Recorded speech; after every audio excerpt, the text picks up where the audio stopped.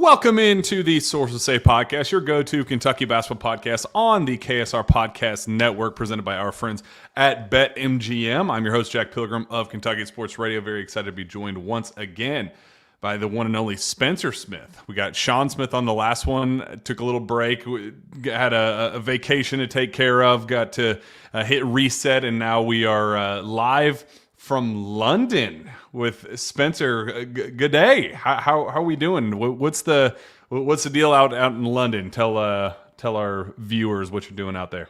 Yeah, and to clarify, it's not London, Kentucky. I'm in London, England at the moment, and it's lovely. It's 8:00 at night over here. I had to fly all the way to the UK just to talk about UK, which is good. So first ever European, sources say, I would imagine, unless somebody beat me to it. But yeah, I'm excited to talk about the Cats.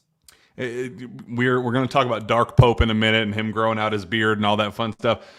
He's proving all of the haters wrong on the recruiting trail and in the portal and all that fun stuff. We're proving the haters wrong in the chat because they thought that we were going to be at least at minimum 5 minutes late. But look at us, right on time. And guess what? It's 8:03 London time right now. So we're doing a matinee back home in Kentucky, but also sticking to the technical, like the actual schedule of 8 o'clock sources says on Tuesdays. So we kind of check both. We're on top of things here on this Tuesday, just as Mark Pope has been on top of things over the last couple of weeks. My goodness gracious, let's talk about this 2-week stretch for him that starts with Malachi Moreno announcing his withdrawal from the NBA draft. He returns to Kentucky. A couple days later, we get the official withdrawal announcement from Milan Momcilovic announcing that he will become a free agent, go through the process of, recruiting, Zoom meetings, all that fun stuff. And it boils down to, once Tunde Yesufu makes his commitment to St. John's, it comes down to Kentucky, Louisville, and Arizona for Milan. Then on Monday, we get a commitment from Milan Momcilovic to the Cats to kind of put a bow on this upcoming roster. And then 6 days later, he pulls a 5-star rabbit out of his hat in his very first top 10 recruit as the head coach at Kentucky, in Ryan Hampton, to give it a 1-2-3 punch for the ages. And he's doing it all. First, he started on the beach, and he's flying all across the country like you, going international. But in the process, growing out this beard that he's now doing all of his promos and ad reads with UK Healthcare and Coca-Cola and all that fun stuff. And it looks like it's here to stay. So maybe he's just in this Dark Pope era. But we'll talk about all of them individually, Spencer. But big picture, what in the world is going on with Mark Pope right now? Yeah, it's hard to picture a coach having a better week and a half or so than what he had. I was optimistic that he'd be able to get those two done, our pair of M&Ms in Malachi and Milan, and I was optimistic he could get that done. The Ryan Hampton visit kind of popped up out of nowhere, at least on my radar. But I was like, "That's great, we're getting it," and then all of a sudden he committed. I thought it was a fake tweet at first. I thought I was getting trolled, but I was like, "Oh no, he actually did commit." So hard to believe something happened down in Mexico where he's turned over a new leaf and he's kicking and taking names. So that's pretty great for him. The setup with the many men. Video picture with him on the beach, on the phone, sunglasses, showing probably a little too much thigh, but like a fruit spread that would make Greek royalty or Roman royalty just blush, and playing cards, and just he's confidence on a different planet right now for Mark Pope. So good for him. I'm happy for him that he's feeling himself a little bit, getting a tan, getting a little bit of a beard there. But I thought that picture was just absolutely hilarious when he dropped that after Milan's commitment. But rewind just a little bit to Malachi's decision. There wasn't a lot of suspense with that outside of the fact that there was just growing NBA interest. And, we talked about it on Kentucky Roll Call with Steven earlier this afternoon. But the draft is very top heavy, lottery heavy. But once you get post lottery, all of the guys in the mid to late first round and early second, they all came back to school for NIL. So these NBA teams are looking at it going, well, guys, we have to take somebody here. And Malachi being a 19-year-old, 7-footer, skilled, needing a ton of work, but clearly has some tools that are NBA quality tools. And they're like, well, shoot, we got to take somebody. Malachi definitely fits the bill of somebody we would be interested in terms of long-term upside. So that was the only real scare of, man, is somebody going to give him a guarantee? But that doesn't happen. He returns to Kentucky. That being the first major domino to fall, what did that mean for Mark Pope, and just how good do you think Malachi Moreno can be as a sophomore, as he kind of puts it all together as a 19 turned 20-year-old? Yeah, I mean, he's definitely the biggest piece in terms of like anchoring what you did last year and getting some really meaningful returning minutes. Obviously, we have Cam who's going to factor in as well, but like Malachi would have been the core piece of like, we have some continuity from last year, which we know continuity is really important in terms of having success the following year. And then obviously, yeah, like you said, like a 7'1" guy who can really be the anchor of what you're trying to do. Is a guy who's capable of running the Zoom stuff, like what we saw with Amari. He showed, especially in the back half of SEC play, he can be a really, really talented passer. He got better defensively. Evan Mia is like, it's a good kind of example of how the analytics really love Malachi. Like Evan Mia has Malachi rated like off the charts. I think his BPR on Evan Mia is like 8.1. And MIlan, for like to gauge kind of where that's at, Milan's at a 6.9 and Malachi's at an 8.1. And it's because of like what he can do both offensively and defensively as a two-way guy. Malachi would have at this stage would have been impossible to replace. Like we would have been talking about some European who's a total question mark and probably not a super, super high impact guy. And instead you return a guy who's probably going to be an NBA lottery pick, hopefully next year. And a guy who's just like, his ceiling is really, really high. And even more so, his floor is really high. Like I think his floor for next year, like even a bad game for Malachi next year will probably be pretty darn good. Especially like if he develops and stuff this summer, like how he's supposed to, but hard to put that into words, how impactful he's going to be. And I think, I think he's going to be a lottery pick next year, which would be really fun for Pope to get one of those in his bag.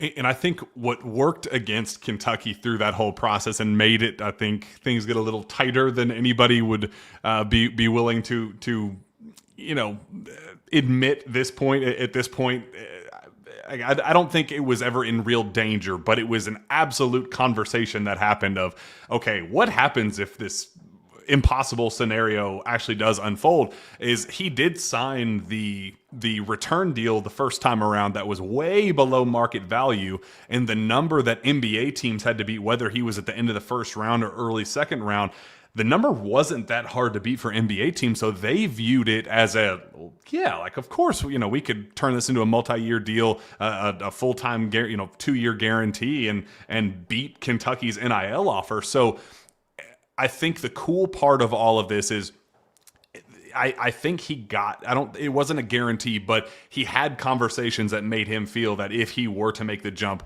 in the NBA, that he would be able to get an NBA deal that would surpass what Kentucky was offering him at the time.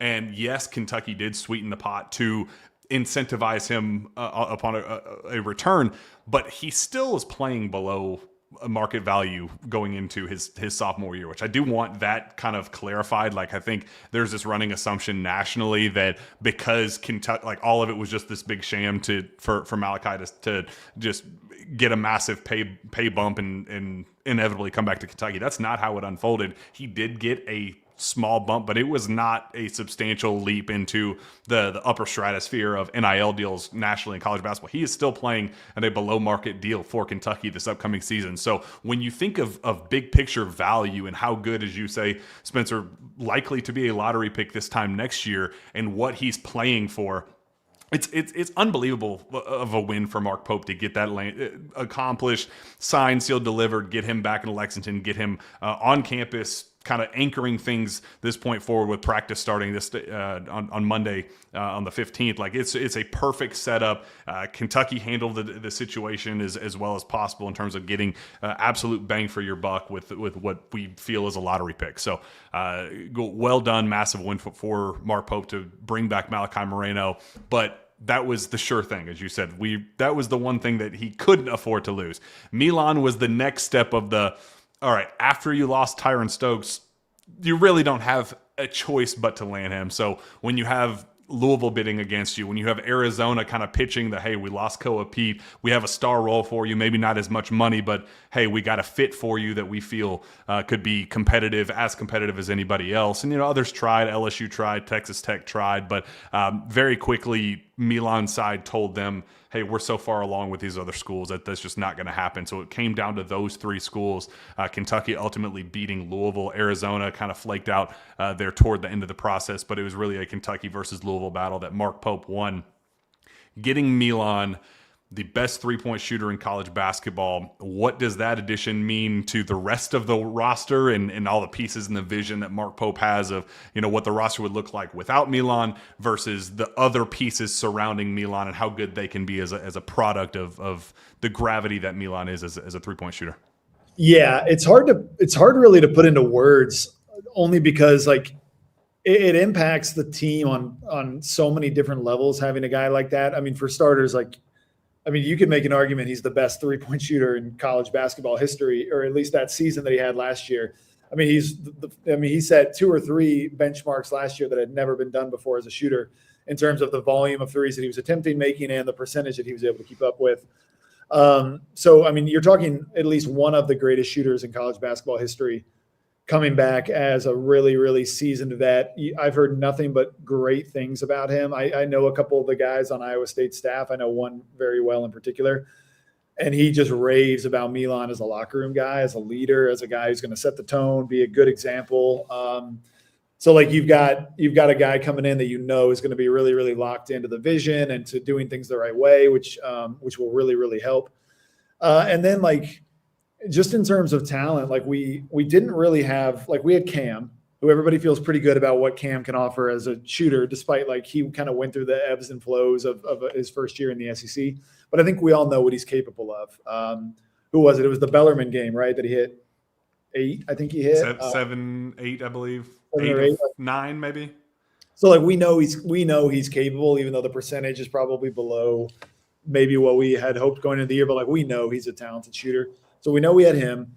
We have Alex Wilkins, who we know is capable but he's not labeled a knockdown shooter. You've got McBride, who's a good piece from deep, but he's probably coming off the bench. So it's who is that real key piece, in our main rotation that's going to be the prototypical Mark Pope guy, and Milan was just perfect for it. We had the role, we had the money, we had the fit, we run the style that he likes. It was just a match made in heaven. So obviously it's really, really great. And obviously anytime we can beat Louisville in anything, including a recruitment, it's a total win. So that was really, really good. So obviously he gives you a lot of spacing. He's a really big gravity guy. That's the term of the day is everybody calls shooters gravity guys. So he's really good in terms of that because he kind of has his own orbit a little bit where he'll always keep defenders pretty locked in. What guys like that do as well is they also open up the offensive glass because if I'm glued to a Kobe Barea, for instance, and I'm defending him, on scouts, a lot of times you say hey, if you're guarding Milan or Kobe Barea, don't go to the glass, stay on him, because where do those shooters thrive is on kickouts and stuff, right? On broken plays and offensive glass stuff. So actually, the more shooters you can put on the floor, the better you are statistically at rebounding the ball at a higher rate offensively. So it opens up stuff like that. And then rotationally, you've got a guy who can now play the 3 or the 4. I prefer him to play the 3, but he's capable of playing the 4. So you have a lot more options to play different lineups, and you can go big and you can go small. You can go a kind of a more shooting tailored lineup. You can do all sorts of different things. If you've got a big on the opposing team who you kind of want to try to neutralize, it's a good way to, let's play Milan at the 4 and we can stretch him out a little bit, right? And create some matchup problems of our own. So he just creates so many different options for what you can do. You can really open up the playbook now. And this team is so potent offensively. It already was pretty potent offensively, but now it really is. We're going to be able to score on almost anybody, I think, which will be fun. So then the key is now going to be getting stops. But Milan is going to be the straw that stirs the drink into all that, which was why it was so important to get it done. And I think just knowing how the dominoes fell, step one being Tyron and how much that one hurt and how invested they were in pulling that one off, and the failure that day was when he's on Inside the NBA and he pulls out the stupid basketball card, and you're just like, man, we've turned into a national embarrassment, losing the number one recruit, a Nike kid, going to Adidas number one school, like just the worst level of embarrassment, to what, in my opinion, could end up being a bigger win and more impactful piece. And in terms of like the locker room dynamic, I mean, there was it was just not a well-kept secret that nationally that other opposing coaches thought that Tyrann was going to absolutely just walk all over Mark Pope and just destroy the locker room. They were like, as a talent, there are very few players in college basketball that will be able to make the level of impact that Tyrann Stokes will be able to make. But man, the volatility, there is a non-zero chance that he goes in there and just lights everything on fire and Mark Pope loses his job. But it was one of those, well, Mark Pope like has to go for it because he is so talented and just figure out a way to make it work. That's where the Jamal Crawford dynamic came in. That's where you're like, can we add a mentor for Tyrann and just make this work? And it still doesn't work out. He goes to Kansas.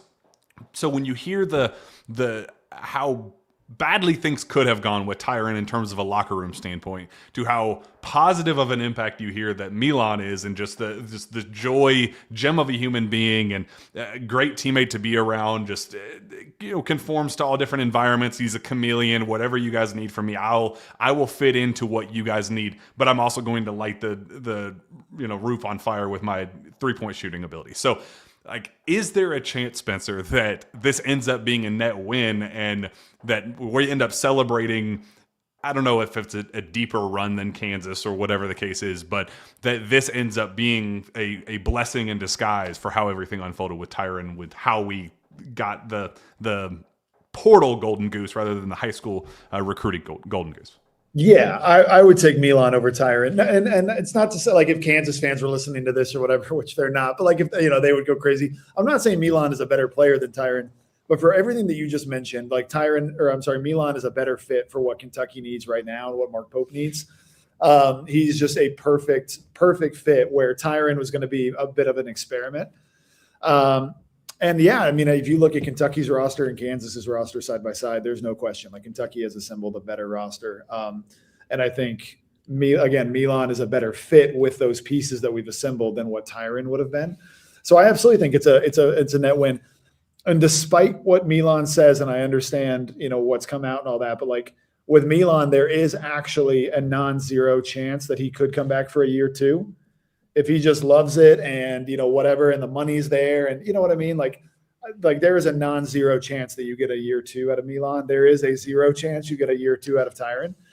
So if we're sitting here a year from now and we're also celebrating a MIlan return for his 5th year, once it sounds like 5 and 5 is going to go through, like that's a maybe not a likely possibility, but it is a possibility. And so we could be looking a year from now at like, wow, we got 2 years out of this kid versus Kansas got 1 year out of Tyrann. Across the board, there's really no way to slice it in my mind where I would have rather had Tyrann in this spot versus MIlan. So yeah, I think it's a net win. When we look at MIlan and the numbers that you said, a generational shooter, maybe the greatest in the history of college basketball, but at minimum, like the last decade, we've not seen a shooter. I mean, Buddy Hield's probably the closest in terms of volume, in terms of efficiency, in terms of gravity, as you say, like guys that when like automatic touch, all hands on deck to account for him. That 48.7% from three on 7.5 ish attempts per game. Are you expecting? I mean, it seems just impossible for an improvement upon that, but like odds are better than not that he's going to come down to earth to some degree. How much movement do we have before it matters? Like, is there a chance that, like 44%, like can he still be a 44% 3-point shooter on 9 attempts, on 10 attempts? Like, can they get the volume up to 10 and his efficiency dips down to 44, 45 or whatever, and he still, is one of the best players in college basketball? Like, how much wiggle room do you think Kentucky has with, what should be regressing to some sort of the mean? Yeah, I mean, maybe. Yeah, you definitely want to keep his volume as high as possible. So, like, if we can get, he averaged 8 attempts this past year. If we can get him up to 9 or 10, like, even better. I mean, they have to be good organic shots, though, which, again, I think Pope's offense really will really create. I think we got to play a little bit differently this year as well, and which we can touch on in a second. But, like, I think that there's a way that we can play that can free up a lot of space and stuff and everything for MIlan, which would be good. And yeah, probably the percentage might dip a little bit. Like at Iowa State, he wasn't option number one. Like you'd probably say the offense ran through the Lipsy kid because he kind of just made everything go, kind of like Ziegler at Tennessee. Like maybe he's not the best player, but he was the one who kind of everything ran through. And then they had an All-American in Jefferson down on the block. So like they had pieces where MIlan wasn't like they weren't running every possession through him. And I don't think we will either, but I think he will probably be option one where it's like, if we can get him a look on any given possession, we're going to try to do it. So there will be a little bit of adjusting there, but yeah, if we can get his volume, at least maintain it at 8 or like make it 9 or 10 and still expect, between 4 and 5 makes, in those 10 attempts, I like, we're doing great. Yeah. And then we're a third of the way to where Pope wants to get to, which is the 30 attempts a game. This number I brought up on the message board before. We're setting the number at 150 for makes this upcoming season. Are you pounding the over, or are you cautious? 150. Let's see. We're going to play 40 games because we're going to go to the title game. There we go. See, that's what I'm talking about. I like. If you divide it by 40, then I think that's like just under 4 makes a game. Yeah, he'll get there. He'll get there, no problem. There we go. That's what I like to hear. Shout out Milan Momcilovic. Man, what a just absolute relief he is, just as a talent, as a leader, as a locker room, like all of the things. Just I don't want to say he saved Mark Pope's job, but sure makes him feel a whole heck of a lot more comfortable going into a crucial year 3 for him. Would you say that his addition makes Kentucky a Final Four contender? What do you like? I've been saying on various platforms that the team was a round of 32 team pre-Momcilovic, post-Momcilovic. I'm not comfortable saying they're at the Final Four level yet, but like I have a hard time believing that they won't find a way to the Sweet 16 second weekend with MIlan added to the fold. So are you believing in this team as a Final Four team, or do you still have to see some things to believe it? Yeah, like with Malachi back, but no MIlan, I think we would have been a first round, a first or second, a first weekend at least NCAA tournament team for sure. MIlan, the expectation should be to get to the second weekend. I wouldn't call us like a Final Four favorite necessarily, but like so much of it is going to be dependent on like I think there's a couple of X factors. Like Usman Njai, I think for me is like a big X factor. Like if he comes over and really kind of pans out and is a big impact guy, like that opens up a bunch of doors for Kentucky. Like if Wilkins really settles in and like he adjusts to Power 5 or Power 4 play as well as I think he will. Like if things like that kind of pan out, then that lifts the ceiling, obviously. But I would say we are a Final Four threat in the way that like the Brandon Knight team was. Where it's like we're gonna have the talent to get there, and we're gonna have like the shot making to get there, like what they had with Lamb and Knight and Darius Miller and those guys. And then part of it will just come down to the path that we get, and can we lock in and make some things happen like what that team did. So I think we're definitely a Final Four threat, probably not a favorite. Yeah, I love that verbiage. You brought up Njai, and we got to talk about Ryan Hampton and what that means, but that's for down the road. I think most underrated news of the offseason is Usman Njai getting to campus when he did, arriving all 14 Wildcats on campus here for the start of conditioning has already happened. It's ongoing this week, doing the 17s and all the testing and all that stuff. And then we'll transition into actual on-court, practice, scrimmaging. They'll do the typical ramp up under Mark Pope. But Usman being a part of all of that, And I'd heard some stuff about maybe some visa snags and things that like you hear basically with every single international edition. What it's always something. For last year with Yelovich, it was he's finishing up coursework, missed the entire summer, didn't get in till August, and it was just okay, yeah, of course. And then we all know the Big Z saga and him not coming till October and not playing until January and the free Big Z, all that stuff. It's going to be something. So when there were some whispers with Njai, I was like, yeah. Shocker, go figure. It's par for the course. And then he pops up on campus on Sunday, and you're like, oh, that total game changer in terms of what you're expecting of him in terms of chemistry and team building and learning his teammates and the teammates learning him and adjusting to American food and way of just life in Kentucky. All of those things are so underrated in terms of team building and team bonding. You being a part of several locker rooms, what is the importance of going in totally fresh, no Jaden Quaintance injuries to account for, where there's a guy sitting on the sideline that is kind of like one of those what ifs, where everybody's healthy, everybody is present, and you have your full your full roster from day one here to start summer workouts? Yeah, it's huge. I mean, there's a rhythm to every team that you ideally want to settle into during the summer. Like the summer is absolutely for individual development and all that, but it's also for putting in base layers of what you want to do later on in the year. And so that when actual practice starts in the middle of September, you don't have to waste time, for lack of a better term, on some of that stuff. Well, if a couple of those guys have been in and out, Otega Owe missed most of the summer. Yeah, we didn't have Yelovich. You got Jake. When you have guys that are kind of in and out, it's really hard to establish that rhythm, especially when it's a guy like Owe or Lowe, guys who are we're planning on being really high usage guys. All of a sudden those guys are back, and well, the way I was playing all summer, now I have to adjust, and it just kind of puts everything off a little bit. So having everybody there, everybody healthy, knock on wood, ready to rock and roll, getting conditioning right.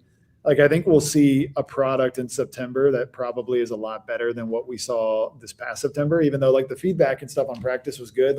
It's hard to translate that into a game. I just think, especially for a guy like Njai, like you said, there's a rhythm to the European game, which is very different from college. Imagine a guy going from college to the NBA, where it's the rhythm of the game is very different. The guy has to kind of settle into it. It takes some time. It's the same thing from Euro to college. And so giving him the whole summer to kind of settle into the rhythm of how college basketball is played, the physicality, which I think is going to be quite a bit different than SEC physicality versus a Euro. It's just huge. And Njai is so important because he gives you that positional size at the four. Because right now our other options at the four are McBride, who's 6'7", MIlan, who's 6'8". You can run Cam a little bit, who's 6'8". If you really want to roll a lineup out who's who gives you positional size, say against a Florida or somebody, Njai is kind of your best bet at the four spot because he's 6'11", to kind of give you some length and athleticism and size at that spot. So he's for me is going to be a big X factor. So getting him here on campus this early is huge. And then BBN doesn't have to stress and freak out on the message boards all summer, which is great. Yeah, but that's the fun of it. That's we enjoy that time. Just for background of you being in so many of these locker rooms and being a part of summer workouts, and what does the now look like? What does the first week of ramp ups look like, and then here through the end of June and into July for break, and then coming back in August and all those things. What does what does summer workouts look like for a casual fan that's kind of on the outside looking in? It's every coach has their own theory on what summer workout should look like. Cal, if I remember correctly, was quite a bit lighter on it than what we did at South Florida, for instance. But I think the biggest thing is the first week, you're just trying to get their feet wet. You want them to figure out where their classes are, because they all have classes and stuff during the summer. And then you want them to figure out especially for all the new guys, they're getting to know the athletic training staff for the first time. They're getting to know the strength and conditioning staff for the first time, their academic people. So the first week, maybe 2 weeks of summer is really easing them in and just probably doing conditioning work. And then after that, probably the second week or third week is when you want to ramp up stuff on the court. And so then from there, you probably do a mix of skill work for maybe half of the time, and then half the time you're doing, I would say even maybe a little bit less than half the time initially, you're going to do like some concept stuff. So like some defensive shell work. You're going to put in like base sets offensively. You'll start like breaking out into small groups. And like if we plan on running zoom action a lot this year, which I assume we would, like we'll probably break out into groups of like 3 or 4, and each go to a basket and kind of work on some of the reads for zoom action. Like you can back cut, you can come off with a handoff, you can hit the big. So you'll probably do some of that stuff. So it's really like getting down to the basics, like almost going back to elementary school a little bit. And so that's where, like for a guy like Malachi, having him back, that's big because he can kind of help some of those new guys along. He can grab like Njai or Big Frank and like kind of show them the ropes. He can kind of coach the guards a little bit on like, hey, when you come off, do this, and I'm going to be there and look for me there. So yeah, and then as the summer goes on, you kind of do less and less skill work and less small groups, and you phase in more and more like 4-on-4 and 5-on-5. To by the end of the summer, you're just doing kind of full on 5-on-5 stuff, and everybody's kind of on the same page. You're capped at hours in the summer. If it's what it was when I was there, I think it's 8 hours a week of what's called CARA, which is countable athletic related activities. So you can do 8 hours of CARA. I don't think that's changed. So 8 hours a week you can spend with your guys, either with them in the weight room or them on the court. And so you're doing maybe, 4 hours of one, 4 of the other, maybe 6 of one, 2 of the other, but then by the end of the summer, you're kind of doing as much of that 8 hours as possible, 5-on-5, and like doing real live stuff. I guess now that we have the roster essentially all but set, there's still that floating last piece that, I touch on the Ryan Hampton thing here in just a little bit, that I like having that flexibility of having that spot open for Hampton, just for insurance, just in case. We'll talk about that in a minute. But of the 14 guys that we have right now, knowing MIlan is a part of it and how that impacts and bleeds into the rest of the pieces, who is your breakout candidate? Who's the guy that you're looking at going into the summer that you're kind of, I don't know, if hoping or expecting to be the one that keeps popping up in these conversations of these, summer scrimmages, and this is the name to watch. This is he's the sleeper of the summer. That every year there's one. Who are you expecting to be the talk of the town here as the summer ramps up? I guess for me it'll be kind of 2 guys that I think if they take a step forward, or if they do what I hope that they can do, like, again, it raises the floor and the ceiling of the team. I think for one, Cam Williams, because he's the other kind of big returner. He's a guy who knows your system. He's he's probably the second best shooter on the team, I guess you would say. He's got positional size. He's arguably your best defender on the perimeter. So you ideally you want Cam to take that big kind of like sophomore leap, for lack of a better term, because it's going to be a second year in the SEC. So you want him to kind of take a leap where, you can really count on him to play heavy minutes, and he's going to make an impact for you on both ends of the floor, which would be good. Like having him and MIlan on the court together, both at 6'8", both can shoot the ball. Like that's kind of fun. You can do some fun stuff with that, create some matchup problems. The other one for me can be McBride. McBride is not going to be a good defender, but I think he could be so fun. And, I think he can do a lot of things at that position that just cause problems. I was joking around with somebody and I was like, McBride's the kind of guy who, like, 10 years ago went to South Carolina and would start for South Carolina and then drop like 28 on us in Columbia and we lose, But then you look at him the next game and you're like, he only scored 6 points. Like, what the heck? Like, that's kind of the McBride experience, I think, probably at this level, where I think he could have some games where he really makes some big impacts and stuff. And I think offensively he's different than anybody else on the team. So he can kind of give you some looks that nobody else can. So if we're hearing really good things about those 2, then I'll feel really good about kind of where this team's trajectory could be. I like that you went that angle, because I'm going a totally different one, and I like having different viewpoints. I remember 4 off seasons ago, it's all running together, but an Illinois State transfer known as Antonio Reeves stepped on campus, and there was all of the conversation about how will he adjust to the SEC? Will he, he's thin. Will he be able to get his shot off the same way that he did at Illinois State? That he can at Kentucky, playing alongside elite talent against elite talent. That was just the biggest talking point. We're going through the same exact thing with Alex Wilkins right now. He pops on film. Everything about him screams like he passes the eye test. He's a guy that screams future potential star if he can adjust. And I remember that summer, you already started hearing some of those whispers of, man, he's kind of grasped it a lot quicker than anybody really imagined. And if he's able to, I know he was kind of in Cal's doghouse there for a little bit to start the season, and then broke through at the midway point and became, one of the most reliable players on the team there down the stretch. But I remember hearing those whispers that summer of, man, the adjustment is not as steep as everybody kind of thought. And if he can be this for us, man, it kind of unlocks everybody else. And I'm hoping to hear the same level of comfort with him this offseason and over the next several weeks and month, that Alex Wilkins, that he's not, a deer in the headlights. Like, whoa, this stage is just a little bit too big for him. The physicality is bothering him. That, his little March Madness run wasn't just kind of a one-off. Like, this is the normal new version of him. So I really want to hear some positive buzz for Alex Wilkins, that I'm kind of expecting him to. Like, I've seen him on that stage do it. I'm not expecting some sort of drop off, so I'm really hoping to do that. And I think just how big of a wild card Braden Hawthorne is, and how the reviews were so mixed with him over the course of the season. And I know you are a bit skeptical on him. Like, I would love to be able to, knowing how much Kentucky invested in him and fought for him to come back. Like, I mean, there was so much talk of this offseason about them shutting down any and all noise about Kentucky pursuing any wing in the portal just because they did not want to lose Braden Hawthorne. They were desperate to keep Braden Hawthorne.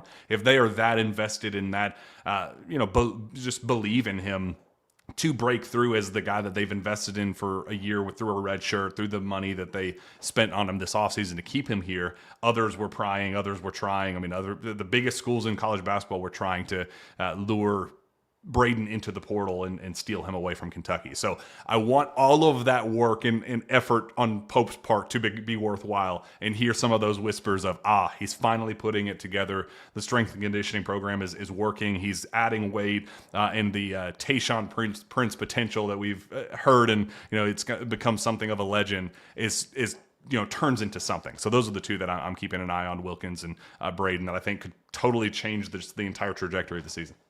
Yeah, Wilkins is a no-brainer for me in terms of, like, he's gotta kind of pan out if we're going to get where we want to go to.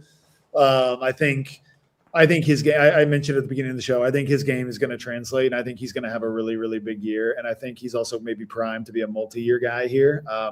So, like, to keep the Antonio Reeves example, like, obviously he had a really solid kind of first year, but then the second year, all of a sudden he's an All-American.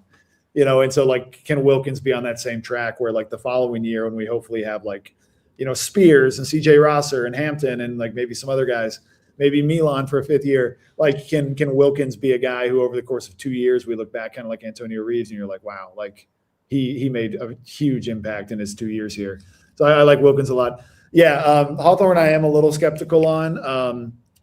Not to be a naysayer, but, like, some of the stuff you just mentioned on the staff's commitment to keeping him here or whatever, like, I heard the same stuff about Brandon Garrison a year ago, and so I hopes that, like, Brandon Garrison's going to turn into this, or whatever, like look how hard the staff fought to keep him. And sometimes it just doesn't work out. So if Braden's also a wild card, because I just have no idea what to expect from him. He could end up being a really, really good pivotal piece.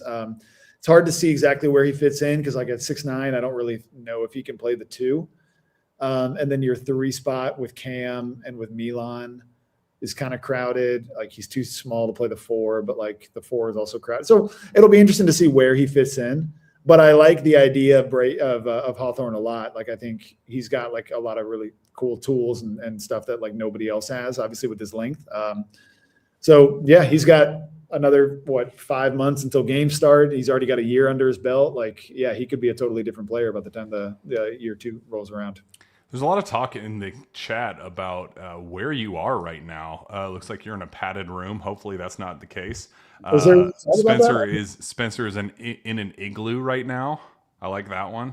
Just in a conference room. I'm like, it's very like 80s style with the glass or whatever. I'm a fan of it. I thought the backdrop, like you sound great, like you look super professional, and it's just the talk of the chat is. I mean, I'll give everybody the full room. Like there's TV there, some windows there, so you can see like some European apartments, and got some weird artwork on the wall, and then there's me. So yeah, I love it. It's fantastic. I know Pope has toyed with the idea of Cam Williams playing the 2, extended minutes at the 2 this season. What are your thoughts on that? Do you believe, knowing some of the things we've talked about with Cam's game and his ability to put the ball on the floor, or inability, like just some of your, the things that you love about Cam, the things that you don't necessarily love about Cam or still need to see with him, do you buy into the belief that he could see extended run at the 2? And how does that kind of, does that solve some of your other rotation concerns and positional concerns with Braden sliding into the 3, MIlan playing some at the 4, and kind of sliding up and down with the positional versatility? It's a good question. I don't love the idea of Cam at the 2, just from what I saw from this season. Like I like Cam a lot. He's a great piece. He's big. He's strong. He was our best 2-way player last year in terms of like stretching the offense and being a really, really good defender. I think there's absolutely like I'm hoping that Cam's a guy who also continues to develop, and you're like, we got to get him on the court. At the 2 spot, if you have him at the 2, like he's not a natural creator, and I don't say that in a bad way. It's just like, some guys are just kind of more natural kind of creator guys, like what a Diallo is, or like maybe what a Wilkins can be. And some guys aren't necessarily big creators, and I can't really picture Cam being a big creator. So if you run him at the 2, all of a sudden you really only have one creator on the court, which is not like super ideal in terms of like the perimeter rotation. But again, like Pope's offense is also not super predicated on like needing the offense is supposed to create looks on its own. So I think that's good, but I out of the box where I'm at right now, I don't love the idea of Cam at the 2, but also like that could be a really fun lineup in terms of size. Like if you had like a 6'4", 6'5" Diallo at the 1, 6'8" Cam, 6'8" MIlan, 6'11", Njai, and then 7'1" Malachi. I mean, that's got to be the biggest lineup in America, just about. So it's got some positives to it, but I do think there's a little bit of a log jam, with like, okay, at the 4 spot, you've got 4 guys who can play the 4. You've got MIlan, Cam, McBride, and Njai, who can all play the 4. Cam and MIlan are going to demand a lot of minutes at the 3, and then maybe you can slide Njai over to the 5 occasionally, but I doubt it, right? But so there is kind of a little bit of a log jam there that the staff will have to figure out. But it's a good problem to have. Like we've got positional size at those spots, which is good. And like if we have to do some lineups with Cam at the 2, I think that could present some good stuff too. So I mean, we'll see. Mammoth LTD in the chat says, "Who is this year's surprise Oweh? The way Oklahoma Oweh to Kentucky first year Oweh." I mean, if it's anybody who's going to have the impact that Oweh had year 1, it's going to be Wilkins. To your point, Jack, like a guy who can who's going to walk on the court and get double figures every night and just kind of be this kind of X factor offensively, who's just so reliable and all that. But as far as like who could be a surprise, because Oweh was a bit of a surprise. A lot of people didn't even have Oweh in their starting lineup because Kobe Perea was like kind of thought to have that spot, but people forget he came off the bench for most of the year. As far as like who could be the just total kind of catch people by surprise, especially the national people, I do think it could be McBride. Like I think McBride could be a guy who it's like, oh wow, he's like one of the best like kind of 6 men in the country, with what he can provide and the spark that he gives, and maybe he is a reliable 10 to 12 point a game guy who people aren't really talking about right now. Love that. Let's pay some bills real quick. Appreciate our friends at BetMGM. BetMGM players will receive an any sport parlay boost token. To use the parlay boost token, add a parlay wager made up entirely of any sport wagers to be your bet slip and activate the token. If you win your wager that was made with the token, you will receive extra winnings. I was also going through some of BetMGM's other futures with college football. Actually, I'm getting the Will Stein buzz, getting excited here for the rest of the summer and going into the fall. So there's some early bets there with UK football that are maybe intriguing to some of our listeners. Kenny Minchie, QB1, is currently a plus 15,000 to win the Heisman, and Kentucky is at plus 25,000 to win the national championship in year one under Will Stein. So lock those in now if you believe in the blue and white in 2026. Obviously, the schedule is going to be unbelievably difficult this year, but hey, if anybody can do it, it's Will Stein. So I appreciate our friends at BetMGM. And also, while you're at it, enjoy the home field advantage with Monticello Bank's HELOC special and use the equity you built in your home to finance special home projects and improvements. Score big with a fantastic introductory rate and attractive closing costs with 20 locations in 14 counties across Kentucky. We're just around the corner, so hurry in and speak with one of our mortgage lenders about this limited time offer today. Find us on the web at nbcbank.com. Monticello Bank, where people matter. Member FDIC, equal housing lender.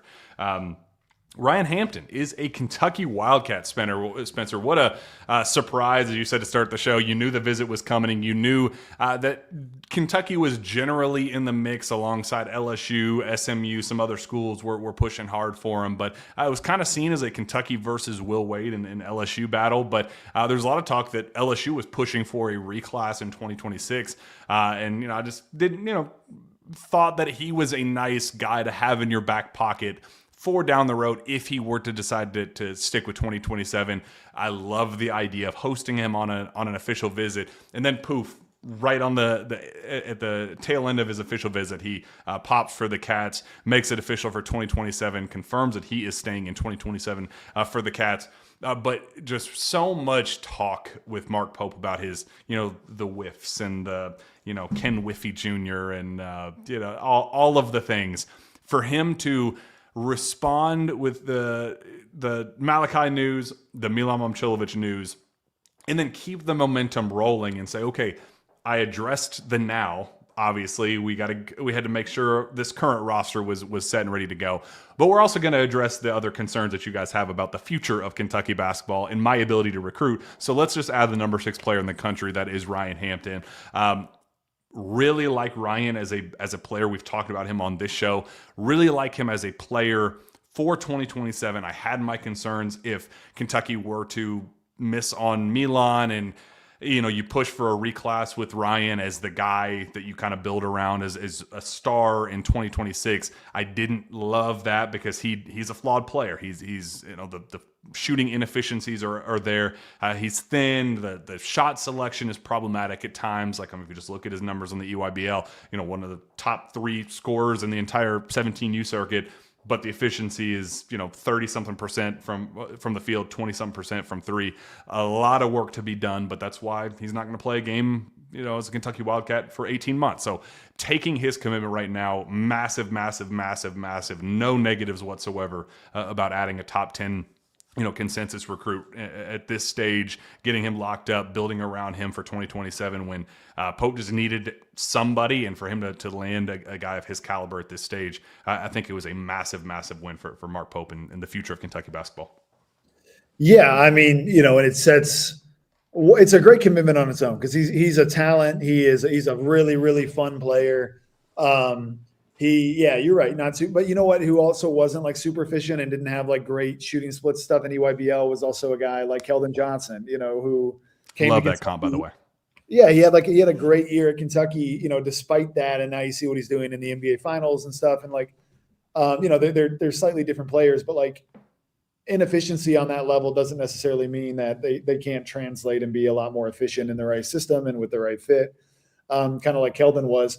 And I think, to your point, he's got a year. He's got a year to develop. And it sounds like from the interview that his dad did and stuff that they have like a very clear list of like, we know what we have to work on and we're going to go do it. We're going to go get it done. which is really, really great. And then you'll have all summer next summer. So a lot of time between now and November of 2027 for him to improve some of that stuff. And then, yeah, from like an outlook perspective, it sets you up with Marcus Spears, right? It's his cousin. Yep. Number one player in the class. Who's across any service, he's pretty consensus top 3 and rated number 1. CJ Rosser, we're in really, really good with as well. So it'll be interesting to see how the class develops. But like, as far as the first piece in what is an also pivotal class, because like if we generate some really good momentum and get the program moving back in the right direction this year, which I think we all anticipate, and we have a really good season like what we hope, we have to sustain that. And if Pope wants to be here for a long time, he has to prove that he can find success with multiple like levers and multiple layers. Like you look at a guy like Bill Self or even John Shire or whatever, they've proven that they can be successful with transfers. They've proven they can be successful with blue chip high school recruits. They've proven that they can be developers of talent. They've taken 3-star or 4-star kids and turned them into whatever. Like Pope needs to build that type of a resume as well. To when he walks into a kid's living room, it doesn't matter their background. He's like, look what I've done. I can do it with you too. So he's proven he can do it with transfers, especially with a guy like Kobe Brea as a good use case. Otega Owe turning into what he turned into. But yeah, doing it now with like, if he were to land like, let's say the number 1 class in high school basketball for this upcoming year and then go and have a successful year with them, that's a great testament to his resume and his ability to do that stuff. So for a guy who wants to be here for the rest of his career, that's an important step for him to take so that he builds that faith and trust with other blue chip recruits going forward. And they're like, I want to go play for that guy and at that program, which the last year or two, I think that there have been some kind of maybe doubts or question marks or whatever. Things haven't quite panned out the way that we want. So really, really good first step to what I think we eventually need to build to, which is a really, really good class. And then we need to go out and win with them. Kids Ryan Hampton's age and of the like, they want to follow the cool thing. They want to go where other people their age are also interested in and want to be a part of. Like it's all cyclical. Like John Calipari was the start, then it was Coach K, then John Shire kind of took back over this past year. Go down the list. It worked. It has always worked like that since mostly John Calipari started the high school recruiting wave in 2010, but. It was about getting the monkey off of the back off of Pope's back, because he just had to prove he can do it the first time, and then once the kids viewing it like, oh well, Pope's not cool, Kentucky's not the cool program. One kid does it and they go, oh well, why does he think it's cool? And then they want to be more intrigued and they want to be a part of it and say, oh well, this is the new wave in Lexington. You want to be a part of this. That's just how kids operate. Pope just had to get the first one to prove he can do it, and now it's a snowball effect. So I'm just it's a massive relief for Pope to just get this one done, get this one knocked off, and just fix the narrative that is out there, and just perception is reality. Basketball is a small world. How people view Mark Pope, like that wasn't my opinion necessarily. It was how other people in the basketball industry, like when people criticized me for writing that recruiting story back in November, it was just putting their opinions in their words on paper. Like it was, hey, this is what the perception is about Mark Pope and the Kentucky basketball program right now. Fix it. And this is how you fix it, by landing the first, getting in strong with Marcus Spears, and just go down the list of all of the CJ Rosser, as you said, all of the 5 stars, top 15, top 20 guys in 2027. They've done a bang up job putting themselves in the conversation with a lot of these 27 guys, and just talking to people around the program about how things unfolded with Tyron. And again, hindsight is 2020, but they're pissed off about how all of that unfolded with Tyron, because they knew they could have had Caleb Holt. They knew they could have had Anthony Thompson. I know I talked about it on KRC just a couple hours ago, but there were 4 or 5 guys that they chose to pass on in favor of Tyron because they were obsessed with the number one guy. They just wanted it more than anything. Now that there isn't one of those guys in the class of 2027 that is worth kind of investing and pushing all your chips in on, they can say, okay, well, I'm going to take the bird in the hand because I like this guy. He can fit my system. He's a clear top talent. And there isn't a guy that's clear, heads above a Ryan Hampton of this class. So you take his commitment now. If Marcus Spears is ready to commit, you take him to join him and his cousin in Lexington. Or if CJ Ross, like Marcus Spears, CJ Ross are comparable talents at the forward spot, take the first one that's ready to jump on a commitment. So you've positioned yourself extremely like the point guard spot. There are 4 or 5 talents at the point guard spot that are all, they're all very good at things. They struggle with certain things. There are pros and cons with all of them. Not one clear point guard that has had 2 or 3 tiers above everybody else in the class. So just take one of them. You got your wing, take a forward/center, and call it a day. I think they've really positioned themselves nicely, especially with the timing of this commitment, because I also think that knowing that he is reclass eligible, I didn't like building around him. But having a guy that is committed right now in June going into summer workouts for Kentucky, God forbid something happens to somebody on this roster right now, you kind of have an insurance policy built in your back pocket to say, hey, Ryan, emergency, we need you right now to come fill the Braden Hawthorne role. We need you to come fill the Cam Williams role. We need, better depth outside of Jerome Morton. So whatever you need, to have that commitment right now going, if something happens during this summer, you have it going into the preseason. If something happens during the non-conference, you have the second semester to work toward and say, hey, Ryan, can you be here for January and SEC play? So the timing could not be better for adding Ryan Hampton, and just for 27 recruiting, the perception and all of the things with Mark Pope and his high school recruiting woes, but also just having a pretty awesome insurance policy there as a top 10 recruit. I don't love having him anchoring the class, but having him as a complimentary guy to break in case of emergency guy. I absolutely love the addition, and shout out Mark Pope for getting it done.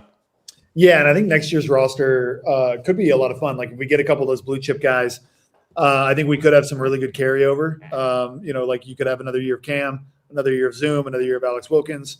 If 5 and 5 passes, you could have another year of Justin McBride. Obviously Frank would be leaving. Malachi would be leaving. MIlan is more than likely leaving, but you never know. But like you could have a really good core of like at least a couple of 2 or 3 starters who are looking at coming back. You had 2 or 3 really high end, like let's just call it 3 blue chip recruits. And then you fill in the gaps with like maybe you just go and get 2 of the top 5 or 6 transfers in the portal. And all of a sudden you're fielding, again, another top 10 team that has a really good mix of experience, carryover from this past year. So retention, that kind of top end, maybe NBA talent coming from the high school ranks. You've got like a really good blend of that. And then the next year you do it again and again. And that's how you build a program that kind of sustains itself a little bit like what Duke has going on right now, or like what Kansas had back in like, the mid 2010s. You can kind of set that up where you have like a really good mix of each, in every roster. But it's got to start somewhere. And I think this year is the year that it starts. Yeah, I could not agree more. Anything, we'll start wrapping this thing up. Anything else that it's been long time since we've had you on, any other lingering takeaways, anything that's been marinating, any hot takes that you've been sitting on this offseason that you've been impressed with roster building, or something that Pope has done, or something you've seen elsewhere in the national level that you want Kentucky to, follow in their footsteps or what have you? Yeah, we haven't talked in a little while. So like I haven't gotten to chime in on like the videos that Pope did when things were not going well. Sure. I mean, credit to him. That was, he owned it. He listened to the feedback of people being like, say something. And to be honest with you, I was like, Pope, don't say anything. Like there's nothing you can say that would be any good right now. And he proved me wrong. He went out there and he took ownership and also gave, I think, a little bit of hope and kind of gave some insights into stuff. So like, bravo to him. The Mo Williams thing is huge. Let's go get Crawford done. Let's go fill that last spot with Crawford, which would be great. I think the schedule next year is setting up pretty nicely where the non-conference we could actually, I wish Sean was here to talk about his quad one wins, but I think we could stack up. Like we have nobody on the non-conference slate that really scares me a ton that I'm like, I don't think we're going to be able to beat them. They're all super winnable games. And like your hardest matchup is probably Louisville, and you get them at home. At Virginia is kind of an exciting, interesting matchup because we haven't played Virginia since I've been alive. 65 in Charlottesville. Yeah, I was not alive in 1965. So it's been a long time since we played them, and I think they're going to be a top 15 team, and we get them on the road. Like that could be a really fun environment. You get Kansas, you get North Carolina, you get Indiana. Like these are all super winnable games, I think, with our roster. So, maybe we set ourselves up with in a perfect world, maybe we just go into conference play with just one loss or something, right? And you're looking at a top 10 team at that point. So we got a lot in front of us, and obviously it all starts this summer. We got to build a good foundation, but I'm excited about the direction of things. I am as well. It's going to be a lot of fun. Like we said, conditioning is underway right now. Practice, I believe, starts Monday the 15th, and we'll obviously have all the updates you can possibly dream of, both here on the KSR YouTube channel, but especially in-depth stuff, fun stuff on KSR Plus, the KS board. Also, like La Familia coming to town with TBT. Those scrimmages will be a blast, and we'll be following those closely and have all the behind-the-scenes intel that you'll need from that. And Jacob and I are going to Peach Jam July 15th to the 19th. It's another live period, so talking to all the coaches and agents and all the fun stuff to get just a vibe check. I'm interested to talk to the general messaging at the first live period in Memphis about Kentucky basketball and Mark Pope and the trajectory and all that. It was not very positive. Like not many opposing coaches had a lot of positive things to say about Kentucky and Pope. I'm fascinated to see how these couple of weeks, if they're willing to say like, hey, I'm willing to eat some crow. Like I was totally wrong, but I didn't think Pope could do it, and give credit where it's due. So I'm excited to see how the tone kind of shifts here in the next month. I believe MBPA Top 100 Camp is going on right now, I believe, as we speak. So a lot of recruiting stuff, a lot of fun stuff. We're in the dog days of summer, but there's still plenty to talk about with recruiting and the team arriving on campus and getting practice started. So before we know it, basketball season will be here. Big Blue Madness will be here, and we'll be chasing banner number 9. So Spencer, appreciate you joining us today. This was a lot of fun. It's been a minute, and glad to get you back on and get your takes in your igloo out in London. I appreciate you joining us from out yonder, a 5-hour time difference, but we made it work, and great stuff. Yeah, happy to do it. Thanks for having me, Jack. Excited for what's ahead. So if you, I'll give the shameless plug for KS Board. If you want to know what's going on all summer long, join KS Board and KSR Plus, and you'll get all the updates from Jack and the team. So be sure to do that, and subscribe to the YouTube channel so that Steven doesn't get fired, right? I think that's important. Always, yes, because it's kind of a week-by-week contract at this point. If he doesn't hit X number of subscribers, he's crap canned. So appreciate you. Tell fans where they can find your outside takes beyond sources say. Yeah, I haven't tweeted in a while. I got to get back to it. I'm at Spencer_Smith 10, and I'll ramp some stuff up definitely as the year gets closer. Find me on Twitter as well, at Jack Pilgrim KSR. We will catch you next time. Go Cats.